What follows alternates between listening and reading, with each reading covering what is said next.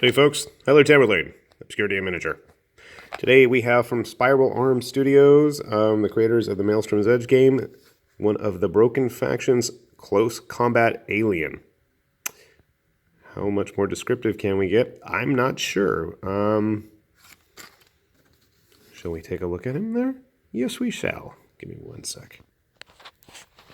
So we're back, and we're going to take a closer look at our Close Combat Alien. As his name applies, you can see he's got his close combat weapons there. We've got a shield, and I'm not sure, I guess 2 little shields, and lots of debris that we're going to have to clean off there in a little bit. And a sword on his back. Well, I guess this guy really lives up to his name. He's going to be quite the close combat specialist here. I'm trying to figure out what kind of facial expression he's got going on. If that looks like it might be a goatee on him, I'm not sure. He has 4 arms, though, which is always a plus in my book. For those of you who know, I have a very strong weakness for multi-limbed or reptilian models of any and all sorts. So this guy with his clawed legs, I guess I might just want to end up painting him up like a reptile. I'm not sure. I know his armor is very vaguely samurai looking to me. Yeah, it seems he has a tail that's wrapped around his leg there, if I can get it in focus. I can't, that's okay. One of the things I like about the Broken, if you haven't seen any of my other videos showing them off, they are a very junky, eclectic faction for Maelstrom's Edge. I have not gotten around to actually playing Maelstrom's Edge, despite having family members who have backed the original Kickstarter when it got started up, owning my own copy of the rulebook, owning one of the starter sets, and multiple figures, which you might be able to take a look at in some of my other videos. But I just have not gotten around to playing the game. Interesting model, and I'm always on the lookout for new and interesting alien species that are especially in 32mm games. So, definitely a cool figure. Let me see if I have any other figures handy while I grab some glue and try slapping him together.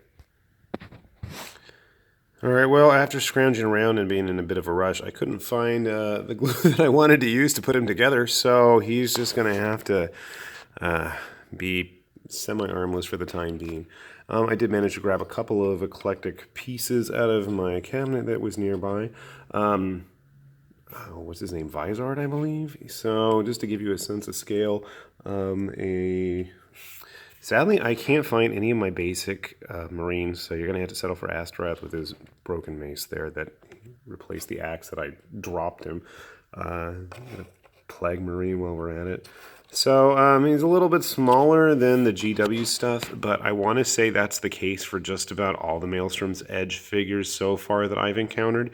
They're a little bit more true scale, I guess 28mm, since GW stuff seems to be 32. I tried to find something to scale, and if this looks like one of my random citizens from Carnivale, that's it. So they're closer in size, but yeah. I think having his arms is going to probably do a lot to help. I'm not exactly sure which limb goes on top and which limb goes on bottom. There's no real labeling on the hands there, so for the time being, I'm going to probably paint him up with the arms off anyways, so we're going to leave him like that for the time being. Cool little figure, reasonably priced. I will have a link for those who are interested, just to give you an idea.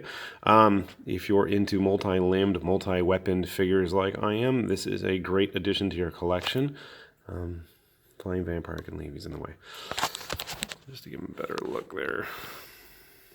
He's pretty stable. I was worried that his legs, since he doesn't have a slaughter base or anything, were going to be an issue, but I figure once we've got some basing materials put on there, I don't think that's going to be a problem keeping him sturdy. I'm not sure if I'm going to end up using the actual Maelstrom's Edge base. Those little holes in the bottom drive me nuts.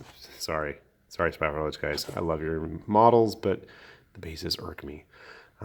So the more I look at him, I do think that he does have a bit of a Eastern, Japanese, Asian flair to his armor design. I guess, you know, the wandering swordsman. I'm almost thinking that I might end up, if it works, if I can find, oh, sorry, dude. If I can find arms that are of similar size and limbs, I might actually just go ahead and give him even more swords rather than the shields. We'll see how that looks. If I can find them, I'll post another video on how that turns out. Then I might have to order another one because I would like to have a vanilla copy just to be safe. So that is the Broken Melee Combat Master. And if you're interested, give Spiral Arm Studios a look, and we will see y'all later. Bye-bye.